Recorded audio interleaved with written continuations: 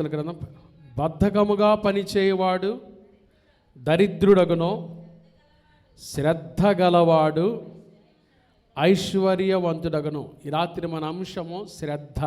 చెప్పండి ఏంటిది? శ్రద్ధ. శ్రద్ధ. శ్రద్ధ గలవాడు ఐశ్వర్యవంతుడగును. మరొక మాట చూద్దాం. సామెతల గ్రంథం 12వ అధ్యాయం 24వ వచనం చదవండి. సామెతలు 12:24. శ్రద్ధగా పనిచేయువారు ఏలుబడి చేయుదురు, సోమరులు వెట్టి పనులు చేయవలసి వచ్చును. కాబట్టి శ్రద్ధగా పనిచేయవారు ఏం చేయబడతారు? ఏలుబడి చేయుదురు. 13వ అధ్యాయం 4వ వచనం. సామెతలు 13:4. సోమరి ఆశపడును గాని వాని ప్రాణమునకేమీ దొరకదు, శ్రద్ధ గలవారి ప్రాణము పుష్టిగా ఉంటుంది. శ్రద్ధ గలవారి ప్రాణం ఎలా ఉంటుంది? పుష్టిగా ఉంటుంది. 21వ అధ్యాయం సామెతల గ్రంథం 21వ అధ్యాయం 5వ వచనం చూడండి. శ్రద్ధ గలవారి యోచనలు లాభకరములు. చెప్పాలి గట్టిగా, శ్రద్ధ గలవారి యోచనలు లాభకరములు. 4 మాటలు చదివా. శ్రద్ధ గలవారు ఐశ్వర్యవంతులగుదురు, శ్రద్ధగా పనిచేయవారు ఏలుబడి చేయుదురు, శ్రద్ధ గలవారి ప్రాణము పుష్టిగా ఉండును, శ్రద్ధ గలవారి యోచనలు లాభకరములు. కదండి? శ్రద్ధ. శ్రద్ధ. దేవుని వాక్యం చెప్తుంది, శ్రద్ధ గలవారు ఐశ్వర్యవంతులగుదురు, శ్రద్ధ గలవారి యోచనలు లాభకరములు, శ్రద్ధ గలవారి ప్రాణము పుష్టిగా ఉంటుంది. కదండి? శ్రద్ధకు వ్యతిరేక పదం చెప్పండి. అశ్రద్ధ. చెప్పండి ఏంటిది? అశ్రద్ధ. బైబిల్ ఏం చెప్తుందో తెలుసా? యెహోవా కార్యమును అశ్రద్ధగా చేయువాడు శాపగ్రస్తుడగును. శ్రద్ధ, అశ్రద్ధ. చాలా సంతోషం. ఈ రాత్రి స్త్రీల సమాజ కూడికు శ్రద్ధగా వచ్చారు మీరు. శ్రద్ధ ఉంది కాబట్టే భాగ్యం అంటే 6 గంటలకే వస్తుంది. దేవుని మీద శ్రద్ధ ఉంది కాబట్టే, మందిరం మీద ఆసక్తి ఉంది కాబట్టే శ్రద్ధ గల వారిని దేవుడు కూడా దీవిస్తాడు. శ్రద్ధ గల వారి ప్రాణం పుష్టిగా ఉంటుంది, శ్రద్ధ గల వారి యోచనలు లాభకరములు. శ్రద్ధ ఉండాలి. దేవుని కార్యాల విషయంలో శ్రద్ధ ఉండాలి. కదండి? ఈరోజు బైబిల్ గ్రంథంలో నుంచి ఏ విషయాల్లో మనకు శ్రద్ధ ఉండాలో 3 విషయాలు మీకు చూపిస్తాను. ఏ విషయాల్లో దేవుని బిడ్డలంగా మనం శ్రద్ధ కలిగి నడుచుకోవలసిన 3 విషయాలు, గంభీరమైన 3 విషయాలు. కదండి? చాలామంది శ్రద్ధగా ఏం చేస్తారు? వంట చేస్తారు. వంట చేయటంలో వారికి ఏముంటుంది? శ్రద్ధ. ఎందుకంటే మా ఆయన నన్ను మెచ్చుకోవాలి కూర తిని, మా ఇంట్లో వాళ్ళందరూ పొగడాలి, అమ్మ ఏం చేసిందిరా ఈ బిర్యానీ, ఏం చేసిందిరా మా అమ్మ ఈ కూర, ఈ పచ్చడి ఎంత బాగా చేసిందిరా. శ్రద్ధ. కదండి? శ్రద్ధ. వంట చేయటంలో శ్రద్ధ. కొంతమంది ఉద్యోగం చేయటంలో శ్రద్ధ, కొంతమంది ప్రభు కోసం జీవించటంలో శ్రద్ధ, మందిరానికి రావటంలో ఎంత శ్రద్ధగా వస్తారో, దేవుని కోసం ఇవ్వటంలో ఎంతమందికి శ్రద్ధ ఉంటుందో.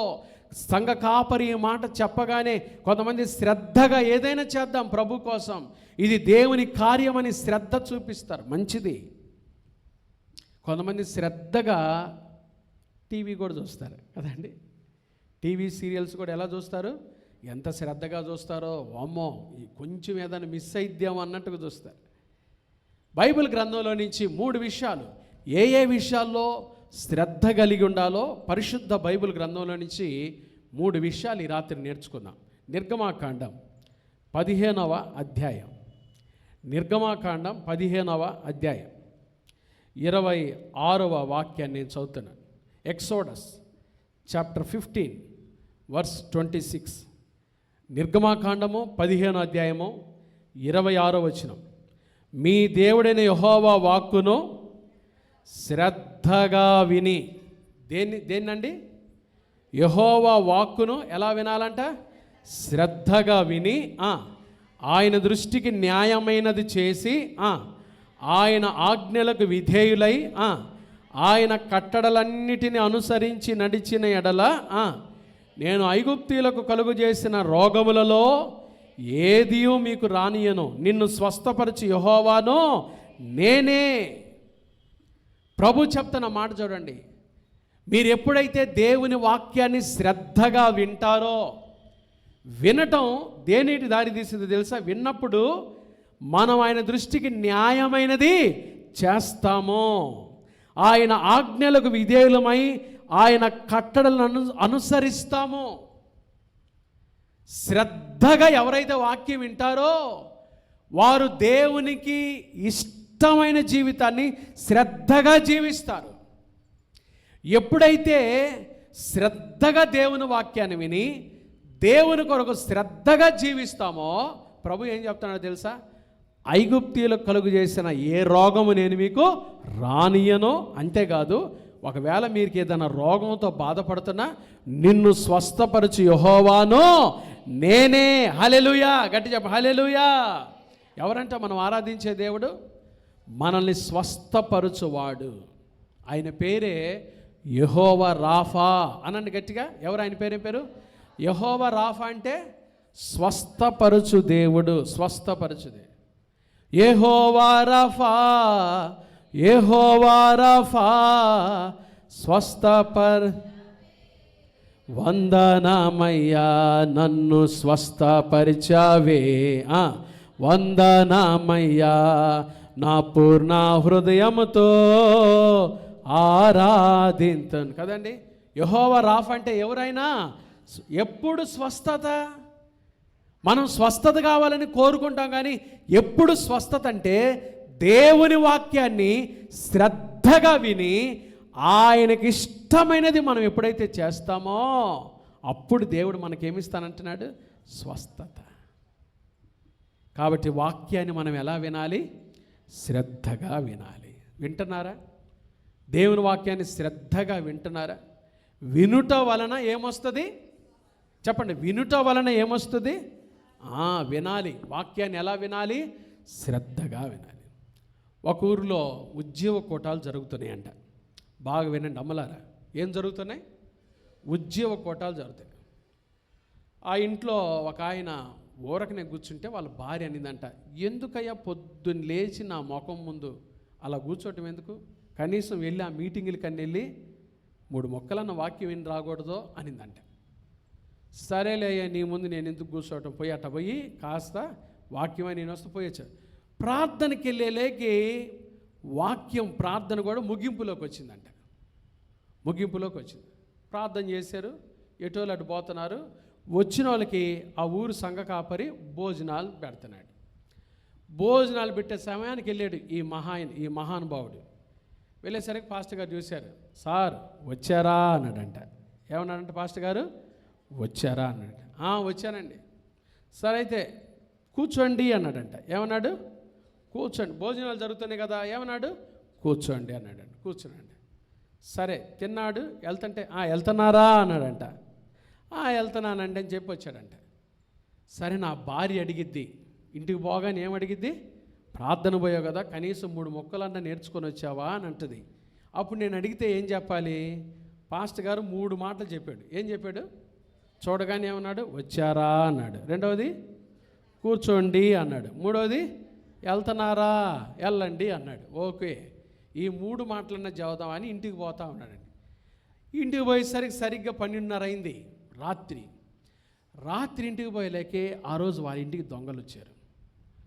దొంగలు వచ్చేసరికి ఏం చూసుకోవాలా, ఈ 3 మాటలు అనుకుంటా ఇంట్లోకి వచ్చారు.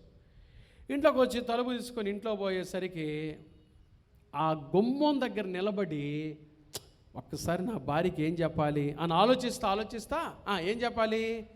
వచ్చారా అన్నాడంట. ఫస్ట్ మాట అదేగా పాస్టర్ గారు అడిగింది. ఆ కిటికీ సాటున్న దొంగలు అబ్బా చూశాడని వాళ్ళు నక్కి అట్లా కూర్చున్నారంట. రెండో మాట ఏమన్నాడు పాస్టర్ గారు? కూర్చున్నారా అన్నాడంట. అబ్బా వీడు రావటం చూశాడు మనల్ని. రెండవది కూర్చోడం చూసి ఆయన గోడ దూకి వెళ్తుంటే వెళ్తున్నారా అన్నాడు. అనగానే ఆ దొంగలు ఏమయ్యారు చెప్పండి, పరిగెత్తారంట. చూశాడు అని. చూసారా, దేవుని సన్నిధికి వచ్చి తను నేర్చుకున్న మాటలు తన కుటుంబానికి ఏమైనాయి, ఆశీర్వాదమై. అవునా కదా చెప్పండి. ఆ రాత్రి దొంగల బారి నుంచి వారు కాపాడబడ్డారా లేదా? దేవుని సన్నిధికి వచ్చి దేవుని సన్నిధిలో మనం వినే మాటలు శ్రద్ధగా మనం వింటే అవి మన ఆత్మీయ జీవితాలకు, మన కుటుంబాలకు కూడా ఎలా ఉంటాయి, ప్రాకారముగా ఆశీర్వాదకరంగా ఉంటాయి. కాబట్టి దేవుని వాక్యాన్ని ఎలా వినాలి, దేవుని మాటలు శ్రద్ధగా వింటే వినుట వలన విశ్వాసం వస్తుంది. వినేది దేవుని మాట వలన నువ్వు వింటే అది మనకు స్వస్థతను ఇస్తుంది. దేవుని వాక్యంలో మీరు వినుట వలన మీరు బ్రతుకుతారు. మీరు సమ్మతించి నా మాట వినిన ఎడల భూమి యొక్క మంచి పదార్థాలు మీరు అనుభవిస్తారని ప్రభు పదే పదే చెప్పాడు. వినుట క్షేమము, వినుట ఆశీర్వాదము, వినుట విశ్వాసము, వినుట స్వస్థత, వినుట దీవెన, ఎన్నో విషయాలు దేవుని వాక్యాన్ని వినుటలో మనకు ఉంది. కాబట్టి వాక్యం వినటమే కాదు, ఆయన దృష్టికి న్యాయమైన విషయాలు మనం జరిగిస్తున్నప్పుడు దేవుడు మనల్ని ఆశీర్వదిస్తాడు. కాబట్టి మొదటి శ్రద్ధ దేంట్లో ఉండాలి, వాక్యమును వినుటలో మనకేముండాలి, శ్రద్ధ ఉండాలి. రెండవ మాట, ఎఫెసీ పత్రిక, అపోస్తలుడైన పౌలు ఎఫెసీలకు రాసిన పత్రిక 4వ అధ్యాయము మొదటి 2 వచనాలు. ఎఫెసీ పత్రిక 4వ అధ్యాయము మొదటి 2 వచనాలు.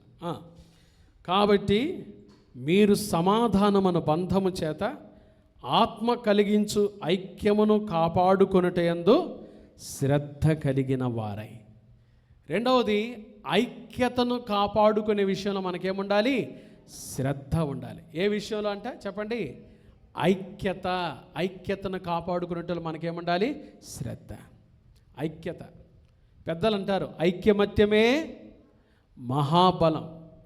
ఈరోజు ఎవరింటి వారు వారే కదా.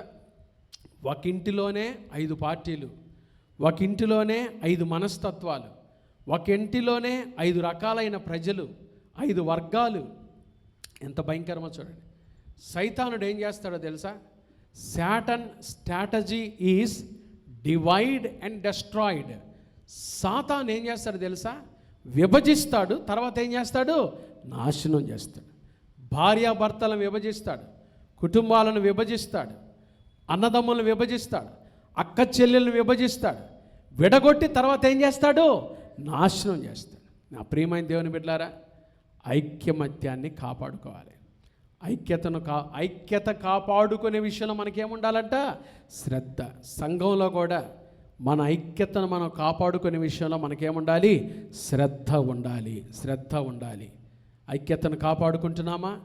దేవునికి ఇష్టమైన రీతిలో ఐక్యమత్యంతో, తోటివారితో, సంఘస్థులతో, ఇరుగు పొరుగు వారితో, మన తోడబుట్టిన వారితో, రక్త సంబంధికులతో ఐక్యమత్యంతో నడుచుకుంటున్నామా? చాలా ప్రాముఖ్యం.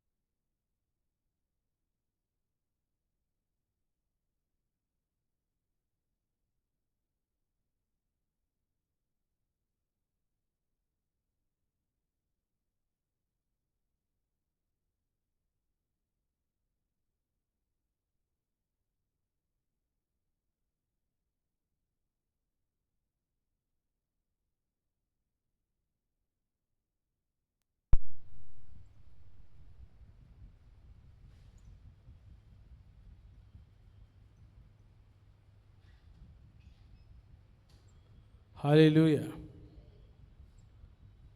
తెలుగులో ఒక సామెత ఉంది, మంత్రసాని పని ఒప్పుకుంటే అట్టనే సంఘ సేవకుడికి అన్నీ తెలిసి ఉండాలి. ఏం తెలిసి ఉండాలి? జనరేటర్ ఏంటి తెలిసి ఉండాలి, అవి చేసి సెట్ చేసుకోవడం తెలిసి ఉండాలి, అన్నీ పెట్టడం తెలిసి ఉండాలి. దేవునికి స్తోత్రం, హల్లెలూయా. రెండవది ఐక్యతను కాపాడుకున్నట్టులో ఏముండాలి? శ్రద్ధ. శ్రద్ధ శ్రద్ధ ఐక్యతను కాపాడుకునే విషయంలో మనకేముండాలి? శ్రద్ధ కలిగి ఉండాలి. ఐక్యమత్యమే మహాబలం. ఈ దినాల్లో శాటన్ స్ట్రాటజీ అనండి ఆ మాట. Satan strategy is divide and destroyed.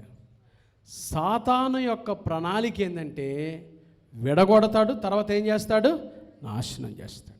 ప్రియమైన దేవుని బిడ్డలారా, కాబట్టి సైతాను ఈ రోజుల్లో కుటుంబాలను విడగొట్టాలని, విచ్ఛిన్నం చేయాలని, సంఘాలను విడగొట్టాలని చూస్తూ ఉన్నాడు. కడ వరకు క్రీస్తు రక్తంలో కడుగబడిన మనం ఐక్యమత్యంతో ముందుకు సాగాలి. ఐక్యతను ఏం చేయాలి? శ్రద్ధగా కాపాడుకోవాలి. ఒకసారి క్రిస్మస్ పండుగ వచ్చిందంట. ఏ పండుగ వచ్చింది? తెల్లారితే క్రిస్మస్ అంట. అయ్యగారు పోయి ప్యాంటు షర్టు కుట్టించుకొని వచ్చాడు. కుట్టించుకొచ్చి ముగ్గురు పిల్లలకి, తల్లికి ఐక్యత లేదు, సంబంధం లేదు. ముగ్గురు కూతురులు ఆయనకి, భార్య. అందరు వినేటప్పుడు రాత్రి 10ంటికి చెప్పాడంట, నా ప్యాంటు ఒక 2 అంగుళాలు ఎట్ట కుట్టాడు? పొడవు కుట్టాడు టైలర్. దయచేసి మన ఇంట్లో కుట్టు మిషన్ ఉంది, మీలో ఎవరు చేస్తారో తెలియదు ఆ పని.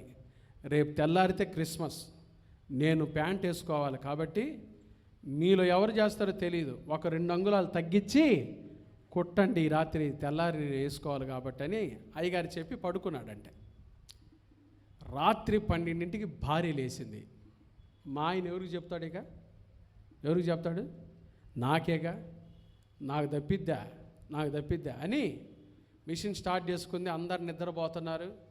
2 అంగుళాలు తగ్గించింది, కుట్టింది, పోయి పడుకుంది. 1 గంటకి పెద్ద కూతురు లేచిందంట.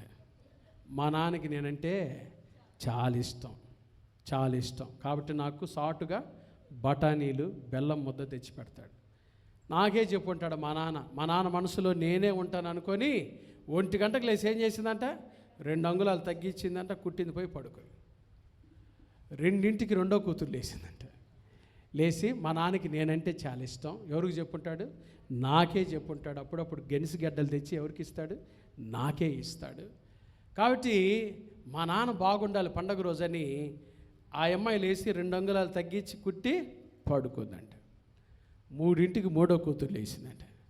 చిన్న కూతురుని కాబట్టి మా నాన్నకి నేనంటే చాలా ఇష్టం, ఏదైనా చాటున 10 రూపాయలు నాకు ఇచ్చి వెళ్ళిపోతుంటాడు.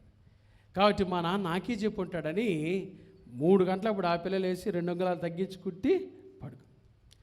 తెల్లారి అయ్యగారు ఓ సద్భక్తులారా అని పాట పాడుకుంటే లేచి కమ్మగా తలస్నానం చేసి కొత్త బట్టలన్నీ ప్యాంట్ వేసుకుంటే అది ప్యాంట్ లాగలేదంటే ఏమైంది? నిక్కరై కూర్చుందట. అనైక్యత. దేవుని బిడ్డలంగా మనం ఐక్యమత్యం. ఏం పోయిందండి మన సొమ్ము? మానవ జీవితం ఎంత అల్పమైంది, ఎటువంటి జీవితం అంది. చూడండి, నిన్న వరదలు ఎంతమంది ఎట్లా కొట్టకపోయారో. విజయవాడ ఒకప్పుడు అనేక మందికి అన్నం పెట్టిందని న్యూస్లో చూపిస్తూ ఉన్నారు. ఈరోజు ఆ విజయవాడకే ఆహార కొరత వచ్చింది. నిమిషం చాలదా మన జీవితాలు తారుమారైపోవటానికి. అందరితో మనం ఏమై ఉండాలి? ఐక్యతను కాపాడుకోవాలి. అది రెండవది. మూడవది చూడండి, రోమాపత్రిక 12వ అధ్యాయం. రోమాపత్రిక 12వ అధ్యాయం. రోమాపత్రిక 12వ అధ్యాయం 13వ వచనం. పరిశుద్ధుల అవసరములలో పాలు పొందుచు శ్రద్ధగా ఆతిథ్యము ఇచ్చుచుండుడి. మూడవదిగా ఏ విషయంలో శ్రద్ధ ఉండాలి మనకి? ఆతిథ్య పరిచర్య, ఆతిథ్యం. హెబ్రీ పత్రిక 13:1 ఆతిథ్యము చేయ మరొకడి అటువారు తెలియకయే దేవదూతలకు చేసిన వారగుదురు. ఆతిథ్య పరిచర్య చాలా బలమైన పరిచర్య, ఘనమైన పరిచర్య. ఆతిథ్యం ఇచ్చే విషయంలో శ్రద్ధ ఉండాలి. ఆతిథ్యం ఇచ్చే విషయంలో శ్రద్ధ చూపించాలి. దేవుని బిడ్డలంగా ఆతిథ్యం ఇచ్చే విషయంలో అబ్రహాము ఆతిథ్యం ఇచ్చాడు. ఎండవేళ ఎంత ఆశీర్వాదాలు పొందుకున్నాడు.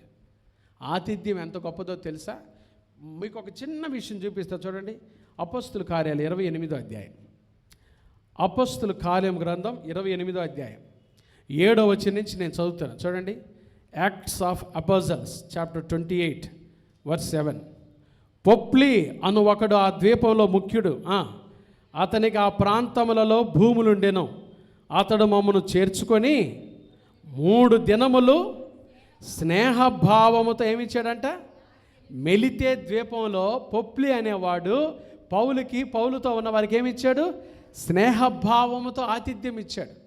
ఏం జరిగిందో చూడండి 8వ వచనం. అప్పుడు పొప్లి యొక్క తండ్రి జ్వరము చేతను రక్తభేది చేతను బాధపడుచు పండుకొని ఉండెను. పౌలు అతని యొద్దకు వెళ్ళి ప్రార్థన చేసి అతని మీద చేతులుంచి ఏం చేశాడు? స్వస్థపరిచెను. ఇది చూచి ఆ ద్వీపములో ఉన్న కడమ రోగులు కూడా వచ్చి ఏం పొందారు? స్వస్థ పొందిరి. మరియు వారు అనేక సత్కారములతో మమ్మల్ని ఏం చేశారు? మర్యాద చేసి మేము ఓడ ఎక్కి వెళ్ళినప్పుడు మాకు కావలసిన వస్తువులు తెచ్చి ఓడలో ఉంచిరి. ఎంత మంచోళ్ళు చూడండి. ఆతిథ్యం ఇచ్చినందువలన పొప్లి తండ్రికి ఏమొచ్చిందంట? ఆ సమయంలో రక్తభేది, బ్లడ్ మోషన్స్ అయినాయి అంట. బ్లడ్ మోషన్స్ అయ్యి జ్వరం వచ్చి పడిపోతే పౌలు ఆ విషయం చూసి గబగబ, ఎందుకంటే దైవజనుడు ఆ ఇంట్లో ఉన్నాడు కాబట్టి ఆ సంఘటన చూసి గబగబ వెళ్ళి పొప్లి మీద చేతులుంచి ప్రార్థన చేయగా పొప్లికి ఏమొచ్చింది? వాళ్ళ నాన్నకి ఏమొచ్చింది? స్వస్థత వచ్చింది. చూసారా? ఆతిథ్యంలో ఆశీర్వాదం ఉంది. మనం కూడా కష్టంలో ఉన్నవారికి, పరిశుద్ధులకు, దైవ సేవకులకు ఆతిథ్యం ఇవ్వాలి. చెప్పండి, మీ గృహాల్లో దైవజనుడు ఎప్పుడైనా వచ్చి ఆతిథ్యం తీసుకున్నాడా? మీ ఇంట్లో ఆధిక్యత మీకుందా? మా పాస్టర్ గారు వచ్చి, పాస్టమ్మ గారు వచ్చి, వారి కుటుంబం వచ్చి మా ఇంట్లో మంచిగా భోజనం చేసి వెళ్ళారు, మేము వారికి ఆతిథ్యం ఇచ్చాము చెప్పగలరా? సంఘముగా మీ ఇళ్లలో ఎప్పుడైనా దైవ సేవకుడు చేతులు గడిగాడా? అది ఇంటికి ఎంత ఆశీర్వాదం. షూనేమీరాలు ఎలీషా ప్రవక్తకి ఏం చేసింది చెప్పండి? ఆతిథ్యం ఇచ్చింది. బలవంతముగా చేర్చుకొని, బలవంతముగా ఇంటికి పిలుచుకొని ఆతిథ్యం ఇచ్చింది. కరువులో దీవించబడింది. పొప్లి కష్టంలో ఉన్న పౌలుకి ఆతిథ్యం ఇచ్చాడు. బాగలేని వాళ్ళ నాన్న స్వస్థత పొందాడు. ఆ ప్రాంతం దీవించబడింది. దైవజనులుగా మన ఇంటికి పిలుచుకొని వారికి మనం ఆతిథ్యం ఇచ్చుట ద్వారా ఎన్ని ఆశీర్వాదాలు ఉన్నాయి చూడండి, ఎన్ని ఆశీర్వాదాలు ఉన్నాయి చూడండి. మనం కూడా ఈ పరిస్థితుల్లో కష్టంలో ఉన్న విజయవాడ వరద బాధితులకి మన వంతు మనం మన చేతనైనంత మనం సహాయం చేయటం ద్వారా మనం ఎంతో దీవించబడతాం. కాబట్టి నా ప్రియమైన దేవుని బిడ్డలారా, ఈ రాత్రి మనం శ్రద్ధ అనే అంశాన్ని నేర్చుకున్నాం. ఏ విషయంలో శ్రద్ధ ఉండాలి? ఒకటి, మనకి దేవుని వాక్యమును వినే విషయంలో మనకేముండాలి? శ్రద్ధగా వినాలి. ఆయన దృష్టికి న్యాయమైనది చేయాలి. అప్పుడు ప్రభు మనల్ని స్వస్థపరుస్తాడు. రెండవది, శ్రద్ధగా ఐక్యతను కాపాడుకునే విషయంలో మనకేముండాలి? శ్రద్ధ. మూడవది, ఆతిథ్యం ఇచ్చే విషయంలో, పరిశుద్ధులకు ఆతిథ్యం ఇచ్చే విషయంలో, కష్టంలో ఉన్న వారిని చేర్చుకొని ఆతిథ్యం ఇచ్చే విషయంలో శ్రద్ధ చూపిస్తే దేవుడు అది మనకు ఆశీర్వాదకరంగా చేస్తాడు. ఈ రాత్రి ఈ మాటలు పరిశుద్ధాత్మ దేవుడు దీవించి నీరు కట్టి ఫలభరితముగా మార్చునుగాక, ఫలభరితముగా మార్చునుగాక. ఆమె మేరీ వాళ్ళ అమ్మ